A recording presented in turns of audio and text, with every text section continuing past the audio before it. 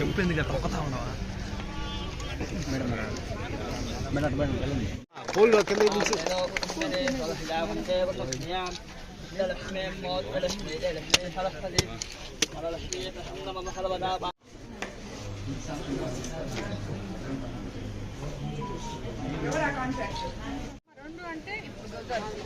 చెప్పండి.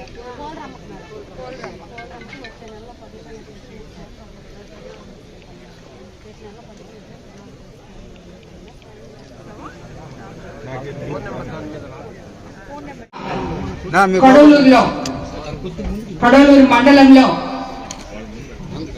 మనము ఎంతో సంతోషకరమైన రోజు అని చెప్పి మనం అందరం అనుకోవచ్చు.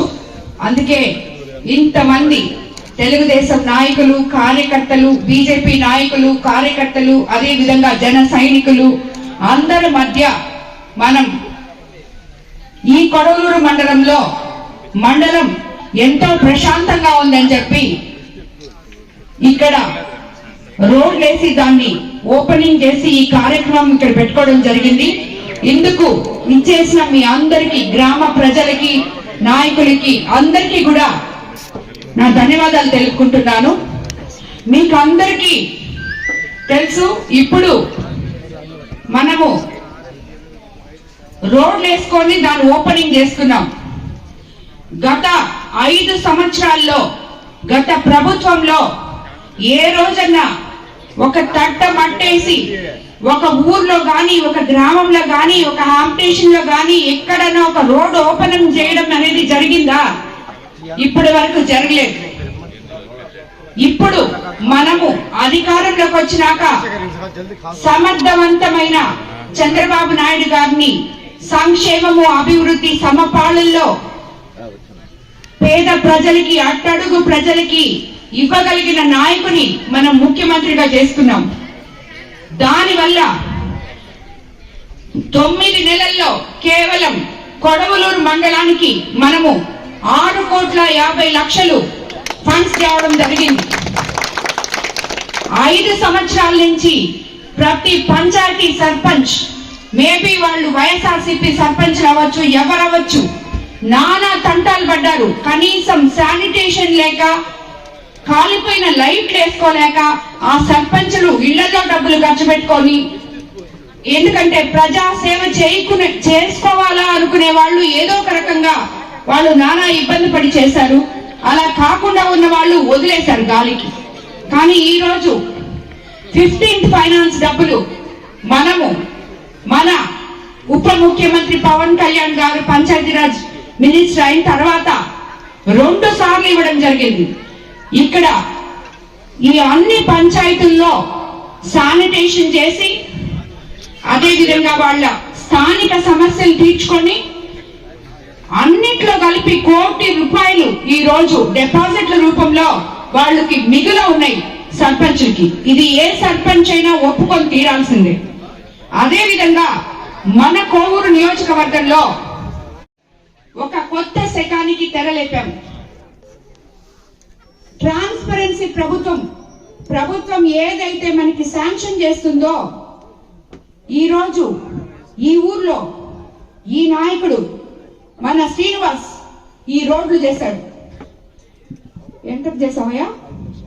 5 లక్షలు ఈ ఊరికి శాంక్షన్ అయితే అది ఎవరో బయట వాడొచ్చి, బయట కాంట్రాక్టర్ వచ్చి వీళ్ళని మోసం చేసి ఆ డబ్బులు తినేసి తీసుకొని వెళ్ళిపోకుండా ఆ లోకల్ లీడరే ఇక్కడ వర్క్ చేసి, ఎందుకంటే అతను ఆ ఊరికి ఆ స్థానానికి సంబంధించిన వ్యక్తి కాబట్టి అతను ఆ రోడ్డు, ఇది నా రోడ్డు, నా ప్రజలున్న రోడ్డు, నేనున్న రోడ్డు అనుకునే స్థానిక నాయకులకి ఆ మనోభావంతో వర్క్ చేస్తారని చెప్పి నేను 82 పంచాయతీల్లో ఇదే విధంగా 10 లక్షలు వస్తే ఈసారి ఒక నాయకుడికి ఇస్తే రెండోసారి ఇంకో నాయకుడికి ఇస్తున్నాం.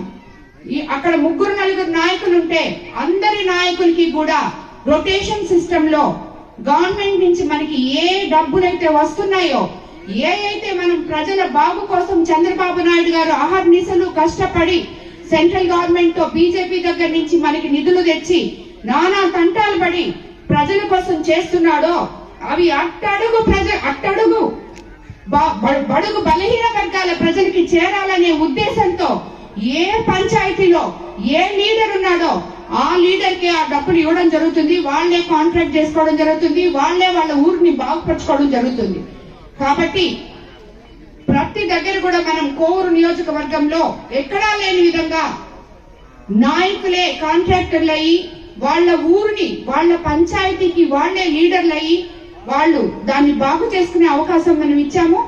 అదే విధంగా నేను ఆ లీడర్లకు కూడా చెప్తున్నాను, ఇది మీ ఊరు, మీకు మీ ఊరికి ప్రభుత్వం నుంచి వచ్చిన డబ్బులు ₹1 బయట వాళ్ళకి పోకుండా మీకే అందే విధంగా నేను ప్లాన్ చేశాను. అంటే మీకు రోడ్ వేసుకొని మీ బాగోగులు మీరే చూసుకోవాలి అని చెప్పి మీకు అందరికి కూడా నేను చెప్తున్నాను. దీనికి మీరందరూ కూడా కట్టుబడి పనిచేయాలని. ఎందుకంటే మీరైతే ఈ రోజు వేసిన రోడ్డు 10 రోజులకు పోతే వాళ్ళు అడుగుతారు అనే భయం ఉంటుంది మీకు జనాల్లో. బయట వాడు వచ్చి వేసిపోతే వాడు ఎవరో వేస్తున్నాడు నిమిషానికి పగిలిపోతుంది. ఇప్పుడే నేను అక్కడ వచ్చే దారిలో ఒక ఆరోగ్య కేంద్రం చూడడం జరిగింది. ఒక కాంట్రాక్ట్ అది ఇచ్చారు. గత ప్రభుత్వంలో మీ అందరికి తెలుసు కదా, ఉన్నది ఒక 2-3 కాంట్రాక్టులు, డబ్బులు ఉన్నా లేకపోయినా వాళ్లే చేసేవాళ్ళు. ఎంతో మంది ఆ వచ్చిన అరాకుర సెంట్రల్ గవర్నమెంట్ నుంచి హౌసింగ్ స్కీమ్ లో వాటిల్లో వచ్చిన డబ్బులు కూడా కాంట్రాక్టులు డ్రా చేసి ఎక్కడున్నారా వదిలేసిపోయిన కాంట్రాక్టర్లు అని చెప్పి వాళ్ళు ఇప్పుడు దొరకట్లేదు. అలాంటి మోసాలకి తావు లేకుండా ఇప్పుడు మన నాయకులే మన కాంట్రాక్టర్లు అనే స్లోగన్ తో మన ఊరు మనమే పరచుకోవాలి అనే ఉద్దేశంతో ఇవన్నీ జరుగుతున్నాయి. కాబట్టి దీనికి నాయకులు కూడా అందరూ సహకరించి వాళ్ళ గ్రామాల్ని అభివృద్ధి పదంలో ముందుకు తీసుకెళ్లాలని మన ముఖ్యమంత్రి చంద్రబాబు నాయుడు గారు ఏ విధంగా అయితే సంక్షేమము అభివృద్ధి రెండు మనకి అందియాలని చెప్పి కష్టపడుతున్నారో అందులో మనం అందరం కూడా భాగస్వాములు కావాలని చెప్పి మీకు అందరికీ ఇందుమూలంగా తెలియజేసుకుంటున్నాను. అదే విధంగా రాబోయే రోజుల్లో కూడా ఎన్నో అభివృద్ధి కార్యక్రమాలు, ఈ రోజు రోడ్లు వేసుకున్నాం, రేపు కాలువలు వేసుకుంటాం, మార్చిలో కంటే ఇళ్ల స్థలాలు వస్తాయి.